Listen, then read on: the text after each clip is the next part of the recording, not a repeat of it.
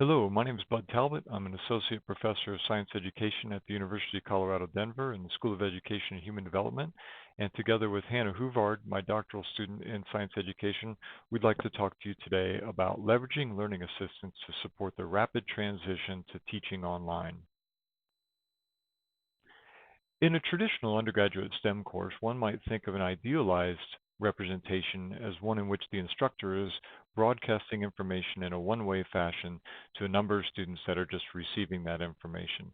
Now, this is overly simplified, but perhaps it's not an unrealistic representation of a very traditional lecture type environment. Learning assistants are undergraduate students that have successfully completed the course in a previous semester and are hired to come back and help the instructor in that course to create a more student-centered active learning environment.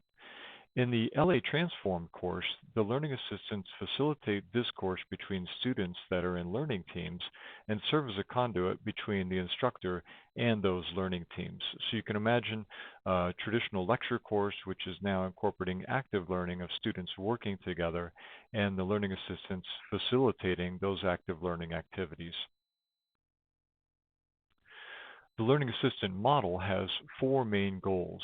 The first of those goals is curriculum and course transformation, much like I showed you on the previous slide, but also with the added goal of curriculum transformation in order to transform a course such that those learning teams have meaningful interaction.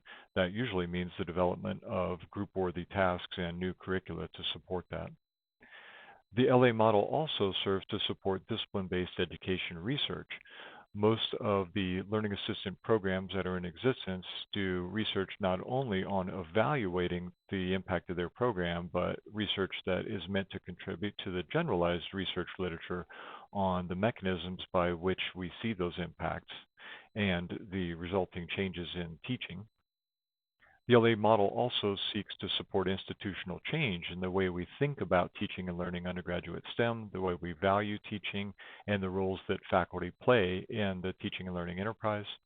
And finally, the LA model has a goal of helping to recruit pre-service secondary teachers and prepare them for careers in secondary science and math teaching.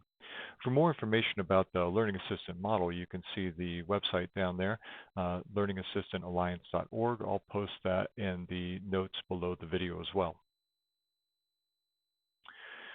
The LA model has three essential elements, what we like to call them. They are practice, pedagogy, and content. So practice is what we've already talked about, the fact that the LAs lead learning teams that are focused on bringing out student thinking and helping group members come to a shared understanding as they engage in discourse around the topic under study. In order for the LAs to do that effectively, they take a pedagogy course, and that's one of the aspects of the model that makes it very unique when compared to other peer learning models. In the pedagogy course, all new LAs learn things like eliciting students' ideas, how to listen and question, how to build relationships in learning communities, and they learn about learning theory and how to integrate that theory with their practice. The third essential element of the model is content preparation. The LAs meet weekly with their lead instructor as a learning team to reflect on past week's activities and prepare for future week's activities, often reflecting on what was difficult for students to do and what they're going to do in subsequent weeks. I want to give you a quick snapshot of the LA program at the University of Colorado Denver. Most of our LA supported courses are in biology, chemistry, physics, and math. We have a few courses in philosophy, geography, and some other emerging disciplines as well. We hire about 75 to 100 learning assistants per semester. About half of those are new to the program and half of them are returning. We do pay the LAs a stipend, so it is a job. We want to pay them. We want them to be on campus working rather than have to take a job off campus. It's not a huge stipend, but it is helpful. We have a half-time program manager and 2 faculty co-directors. So all this means we do have a budget. The annual budget for our program is somewhere around $265,000 US dollars. And what that comes out to is about $75 per supported student, 75 US dollars. So it's not free, it's not also very expensive. Most of these courses at our university are high drop fail rate courses, So we have a lot of people that are in danger of failing or withdrawing from these biology, chemistry, physics courses. So that investment of about $75 per student pays for itself in terms of fewer drops from these courses. I'll post another link below the video to a document where you can get our LA program at a glance and see some more details on that. So obviously last spring semester, our time, all of our supported courses went remote. COVID-19 caused a rapid transition to online and remote modality for these courses in March and April of 2020. I actually wasn't present at CU Denver at that time. I was on sabbatical at Monash University in Melbourne. Hannah Huvard was teaching the pedagogy course, and much of what we're talking about today comes from that experience. The courses that rapidly transitioned to online last spring for us were General Biology 1 and 2, General Chemistry 1, Organic Chemistry 1 and 2, Physics 2, and other math courses. Now, these biology and chemistry courses are large enrollment courses. These courses are anywhere between 75 and 200 students in a section that would meet face to face in any kind of space, from a very traditional sort of lecture theater to more active learning space with movable tables. The pedagogy course went remote as well for the same reasons, and so Hannah had to work to adapt that as it was moved to online remote during the same time that all the supported courses went remote.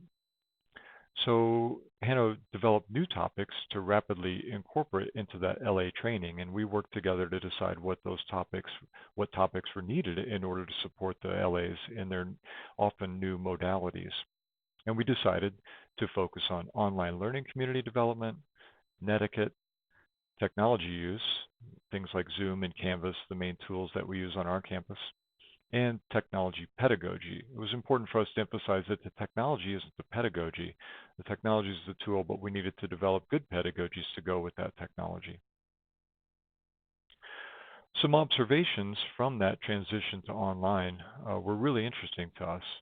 We saw the LAs engaging in some new actions in these online courses. And I should say that we've had LAs in fully online courses before, but only a couple here and there. Not all of our courses were online, obviously, until the pandemic. And what we saw is that LAs were spending a lot of time facilitating online discussion forums. They had certainly done some of this in the past during when courses were face-to-face, but now they were doing a lot of this. They were also leading discussions and in-class activities in Zoom breakout rooms. That was a new action. They were hosting online office hours, also a new action. Previously, they'd been meeting with students face-to-face for office hours or help sessions or recitation. They were monitoring the chat function during synchronous Zoom classes. That was a very new thing. And they were serving to troubleshoot technology issues for both students and faculty. That was something that they were seen as a go-to person for, which was very new action. So taken together, we saw all this as indicative of an emerging new role for the learning assistants in these transition courses, and that was they're playing a role in building these online learning communities. Now, last spring, these courses had developed some type of community face-to-face before they transitioned online. But here we are in our fall semester now, which just started in August, in Northern Hemisphere fall, and all the courses are online from the start. So they have a strong role now in developing these online learning communities. And we see that they're serving as the primary resource for students for both content and technology assistance, often asynchronously. We saw that last spring, and we're seeing that this fall as well. We also see that they facilitate synchronous group discussions by meeting with students in office hours and breakout rooms in Zoom, and that they really helped last spring semester to humanize that online learning by sharing their experiences and turning their cameras on during synchronous sessions. This was a surprising observation to us. We've noticed that many students are reluctant to turn their cameras on during synchronous sessions. I'm sure other folks have noticed this as well. But during the breakout rooms and synchronous class meetings, we noticed that our learning assistants were often turning their cameras on themselves to help their students feel more comfortable in doing the same and making that a safe space for them to show their faces. I should note that we don't require our students to turn their cameras on for a number of reasons, but the fact that they were doing this showed that they were trying to build a place in which the students felt like they could do that as well. And they were also modeling good and appropriate netiquette behaviors in responding to chat and engaging in synchronous discussions over Zoom. So here are some of the implications. Um, Currently, in our fall, which just started in August, we've designed the LA Pedagogy course to be fully remote from the starting point. And so we're modeling pedagogies that they can use to fulfill these new roles of being a facilitator of the online learning community, both in synchronous activities like Zoom and asynchronous activities like Canvas or Slack discussion boards. And so we're using some pedagogies and tools in the pedagogy course that they can then transition into their supported courses. For example, using Google Docs for real-time collaboration during Zoom sessions or breakout rooms, we found to be a great way to have students engage in a collaborative workspace where people can monitor their engagement or see their engagement by their editing in the document. Um, LAs are also creating asynchronous mini lectures or little video explainers, and we're helping them learn not only the tools for doing that in video recording, but the pedagogies for best principles on video design and prompting asynchronous discussion and chat interactions. In fact, that's something we're working on right now, is helping them develop high quality prompts which will elicit the kind of information from students that you're really looking for. So we're spending a lot of time helping them to develop rich discussion prompts or chat prompts to use in places like Canvas and Slack to elicit student thinking and engagement around a topic. So what are our next steps now? Well, for our spring semester, Northern Hemisphere spring in January and May 21, will likely be in very similar in terms of course modalities, but that's a big question mark. We're expecting it'll be similar. We're of course not sure.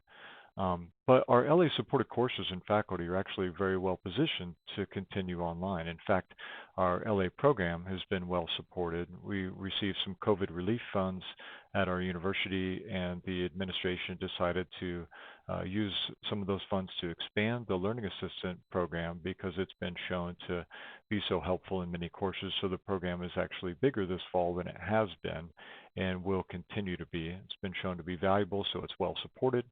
And our LA faculty, LA using faculty, are I think well positioned to continue online if that is going to be the case.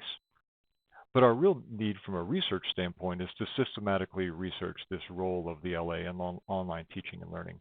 In the past, we've done a lot of systematic research on the roles and actions of LAs in face-to-face sessions, but in the new online modality, we haven't done any systematic research. So that's one of our big next steps from the research side of things. Thank you for your time, and if you'd like to reach out to us with any questions, that would be great. You can see some of the papers that have been coming out of our research group and more information about the Learning Assistant model from my website at budt.com. Also reach out to me via email, and wanted to make sure to acknowledge our research group, myself and Dr. Lowell Hartley in the biology department, and our doctoral students, postdocs, and undergraduate researchers that have worked with us to make the program great and to help us with all of our research. Thanks again, and please reach out with any questions.